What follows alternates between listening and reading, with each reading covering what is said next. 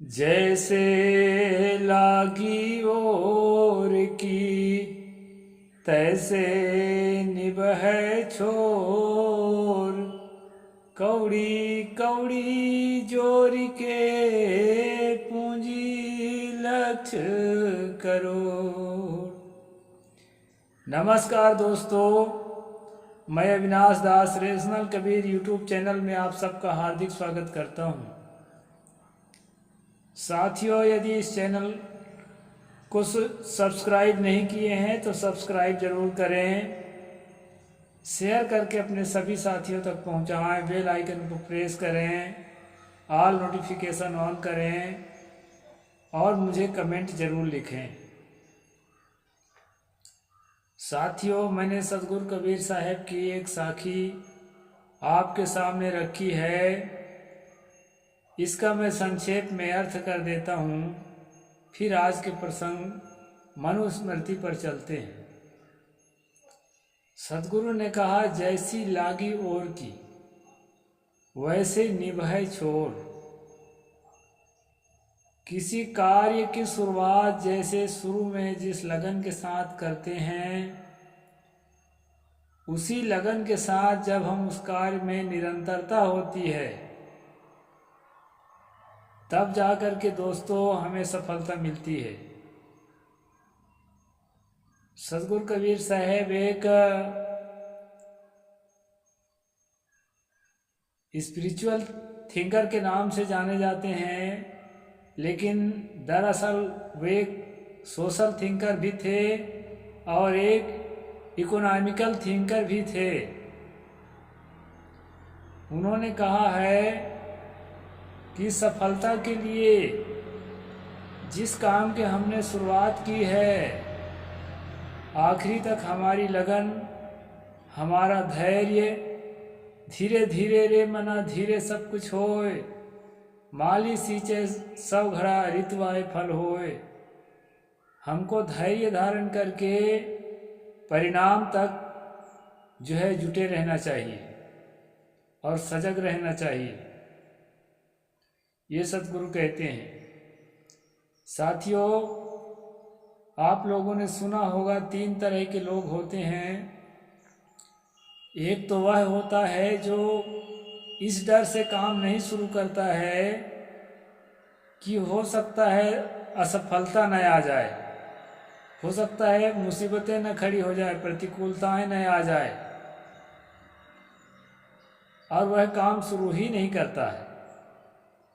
दूसरा वो आदमी होता है दोस्तों, किसी तरह हिम्मत जुटाकर काम तो शुरू करता है, लेकिन प्रतिकूलताओं के आने पर, असफलता के आने पर, घाटा के आने पर उस काम को रोक देता है।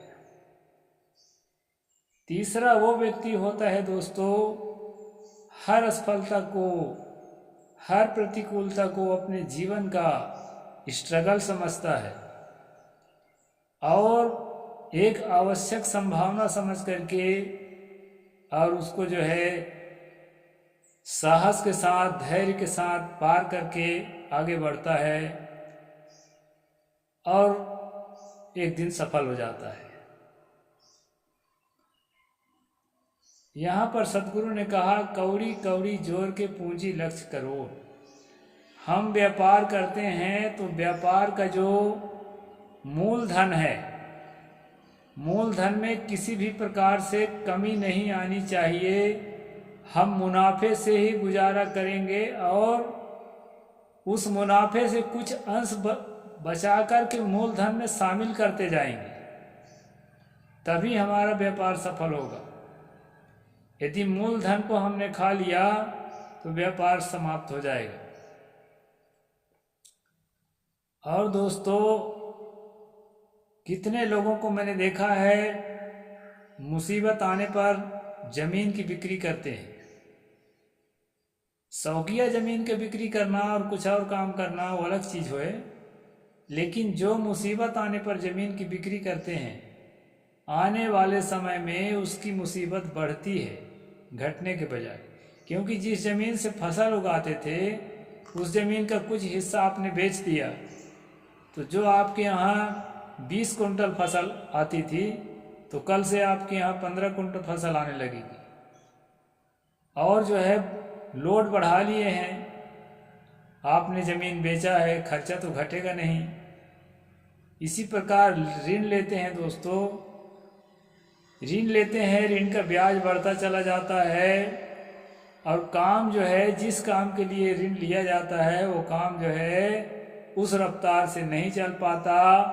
आने वाला दिन में जैसे कोई गाड़ी लिया है तो गाड़ी खींच कर ले जाते हैं, कोई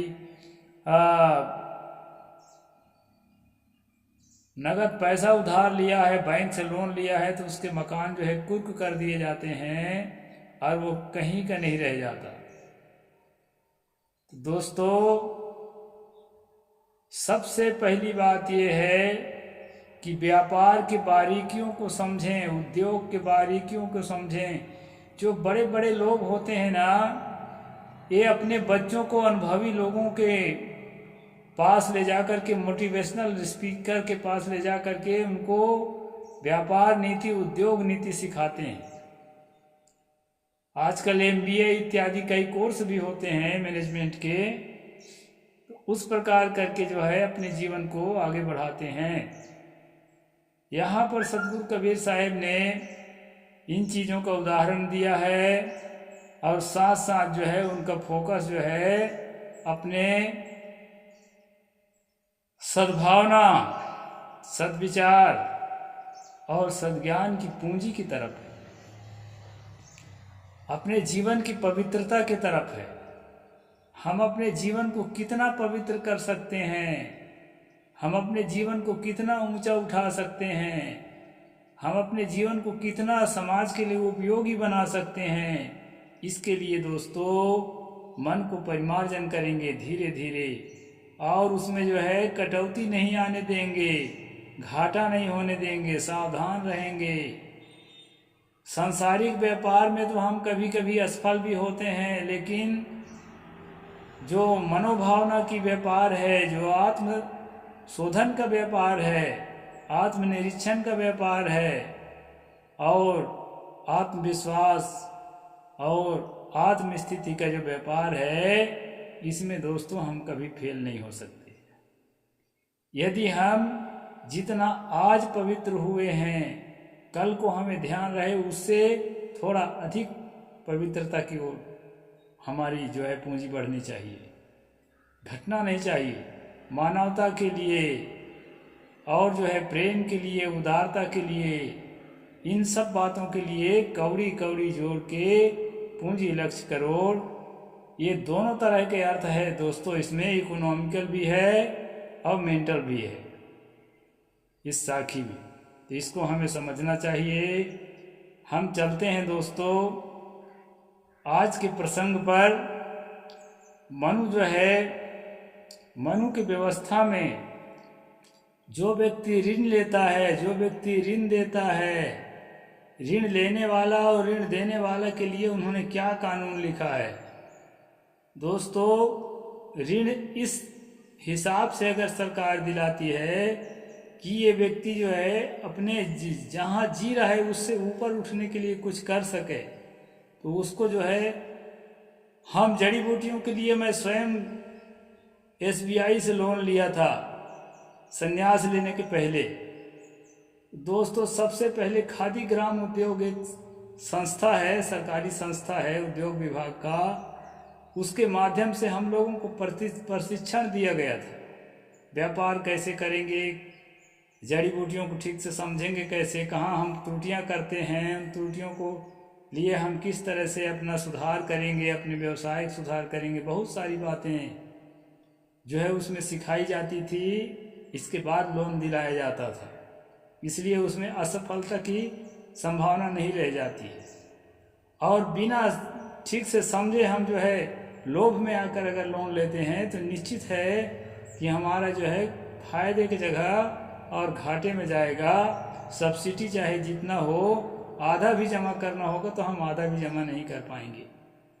इसलिए दोस्तों लोन नहीं लेने के लिए तो मैं नहीं कहता हूँ, लेकिन लोन लेने के पहले जिस काम को हम करना चाहते हैं उस काम में हमारी दक्षता होनी जरूरी है, और उस काम में हमारी दक्षता होगी तो निश्चित है कि हम लोन नहीं लेंगे तो भी आगे बढ़ जाएंगे। थोड़ा धीमा रफ्तार रहता है, और बढ़ने की जब संभावना दिख रही है कि हमारा काम ठीक चल रहा है तो हम सोच समझ करके कुछ मात्रा में लोन लें और अपने कारोबार को आगे बढ़ा सकते हैं।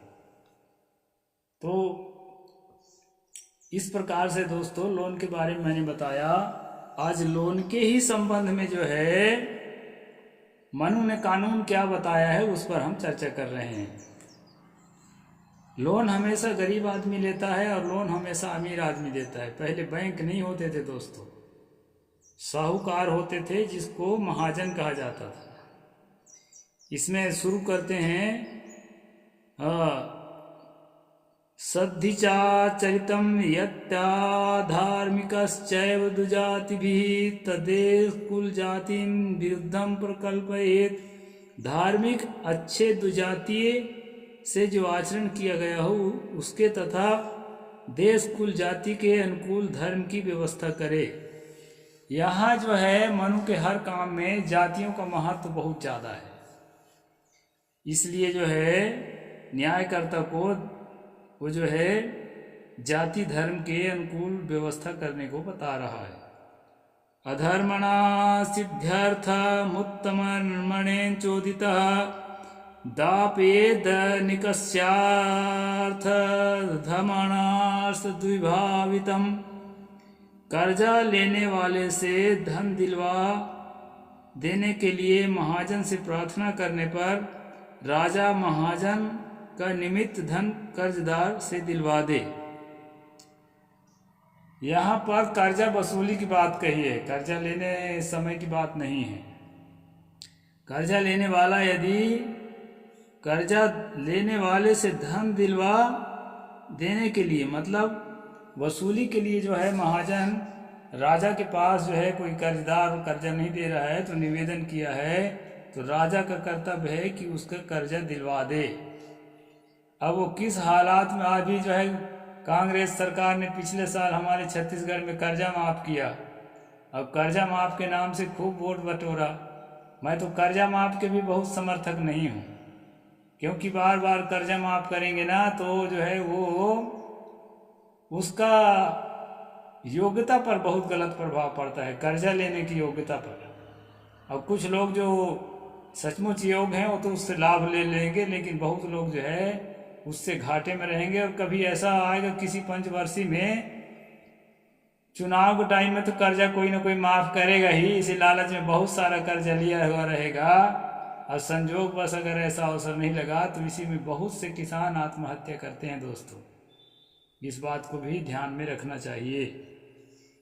यहाँ पर कहा है कर्जदार से जिन जिन उपायों द्वारा महाजन अपना धन प्राप्त कर सके उन उपायों के द्वारा ऋणी से उनके धन लेकर के उसको दे दे। इसमें जो है ना यदवा तदवा जो है साम दाम दंड भेद जैसा भी हो वसूली करना है। धर्म से, व्यापार से, छल से, द्वार पर सिपाही इत्यादियों के उपद्रव से, बल प्रयोग से दिए गए धन को प्राप्त करे। नहीं दे रहा है तो सिपाही भेजकर उसकी पिटाई भी करवा दे, सिपाहियों से उपद्रव करवा के बल प्रयोग से। इस प्रकार से जो है धन वसूली का नियम दिया है दोस्तों। जो महाजन स्वयं ही अपना धन कर्जदार से वसूल करे किंतु राजा को सूचित न करे तो राजा उसमें उसे ना रोके, चाहे जिस तरीका से वसूल करे, अगर वो दिया है वो वसूल कर ले। हमारे छत्तीसगढ़ में इस इलाके में इतना शोषण होता है दोस्तों। जो छोटे छोटे किसान हैं, कोई बड़ा किसान है, वो क्या करता है कि उसकी ज़मीन के एग्रीमेंट लिखा लेता है कोर्ट में जाके और उसको कर्ज देता है और उसको विवश करके धीरे से उसकी ज़मीन लिखा लेता है। इस तरह से बहुत सारी घटनाएं इस इलाके में घटती हैं और उस बेचारे को जो है ना किसी काम का नहीं छोड़ता, घर का ना घाट का। तो इस तरह से धन के लिए इतना मतलब कहना चाहिए कि पाप हो रहा है। कहीं कहीं पर तो कहा गया है कि कर्ज देने वाले के हाथ की रोटी नहीं खाना चाहिए। तो कुछ कर्जदार ऐसे होते भी हैं, कर्जदार नहीं मतलब महाजन, जो बहुत ही बुरी तरीक़े से लिखा पढ़ी करके जो है उसकी संपत्ति हड़प लेते हैं। यहाँ पर मनु ने ऐसे महाजनों के समर्थन किया है, जो महाजन जिस रूप से ले सके वो से वसूल सकता है। यहाँ पर कर्जदार किस जाति का होगा और महाजन किस जाति का होगा उसका स्पष्ट अभी नहीं है दोस्तों। अर्थे अपव्यामानं तु का कर्णेयं विभावितं दाप्येद निकस्यार्थम दंडलेशम चा शक्तितः। यदि ऋणी ऋण को स्वीकार न करे और धनी के प्रमाणों से उसका ऋण लेना साबित हो तो राजा उससे धनी का धन दिलावे, यथाशक्ति उसे दंड भी दे। कर्ज लेने वाले को दंडित भी करे अगर स्वीकार नहीं कर रहा है कर्ज लेकर के, और कर्ज देने वाला अगर साबित करता है तो उसे जो है राजा पैसा दिला दे। ऐसा यहाँ मनु जी कह रहे हैं। सभा न्यायालय में ऋणी से ऋण मांगने पर यदि वह कहे कि मैं इसका कुछ नहीं लाया हूँ, तो महाजन साक्षी के द्वारा पत्र आदि प्रमाणों के द्वारा सच्चा साबित करे। उसको गवाही सबूती देना चाहिए, उसके लिखित प्रमाण देना चाहिए, तभी जो है राजा को मानना चाहिए। ये बात ठीक है। जो धनी ऋण देने वाले स्थान में ऋणी का रहना न बताए अथवा कही हुई बात को स्वीकार न करे, पहली बात स्वीकार कर पीछे आप ही उसके विरुद्ध भाषण करे, एक बार कहकर दूसरी बार उसी बात को दूसरे ढंग से कहे, पूछे जाने पर भली भांति प्रतिज्ञा की हुई बातों का समर्थन करे, निर्जन स्थान में गवाहों के साथ बात करे, प्रश्नों का पूछा जाना पसंद ना करे, प्रश्नांतर के डर से इधर उधर घूमे या टाल मटोल करे, कहो कहने पर भी कुछ ना कहे, कही हुई बातों को साबित ना कर सके, जो पूर्वापर को न जाने वह ऋणी से धन पाने योग्य नहीं है। मतलब झूठ मूठ के जो ऋण देने का ढोंग कर रहा है वो जो है इस प्रकार बातों में फंस जाता है। वो कर्जा दिया नहीं है और फंसा रहा है, राजा उसे धन न दिलाए। मेरे साक्षी हैं यह कहकर जो साक्षी मांगने पर साक्षी न दे, उसे भी धर्मशील राजा धन इन्हीं सब कारणों पर कायम रहे। गवाही नहीं देने पर भी उसको नहीं दिलाना चाहिए। जो अभियोगी मुद्दई अपने अभियोग के विषय में कुछ न बोले वह धर्मतः बंधन का दंड के योग होता है। जो अभियुक्त 3 पक्ष के भीतर कुछ जवाब न दे उसे धर्मतः पराजित समझना चाहिए। 3 पक्ष मतलब 45 दिन के अंदर अगर वो साबित नहीं करता है तो उसको ऋण वापस नहीं दिलाना चाहिए। ऋणी ऋण लेकर जितना ना लेने का बहाना करे और धनी ऋणी पर जितना अधिक झूठा दावा करे, राजा दोनों अधर्मियों पर उसका दूना दंड करे।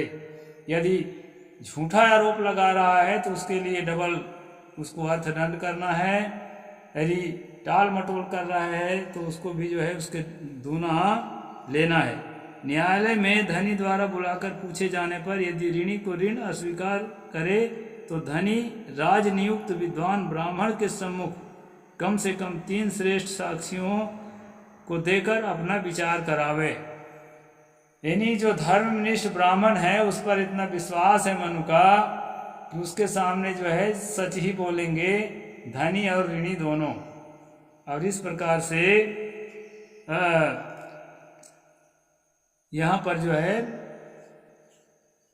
कर्ज देने के नियम जो मनु के कानून में है वो मैंने दोस्तों आपको बताया है। और आज इतना ही कहूँगा, फिर आने वाले समय में दूसरे विषय पर चर्चा करेंगे। साहेब बंदगी, जय भीम, जय जोहार, नमस्कार।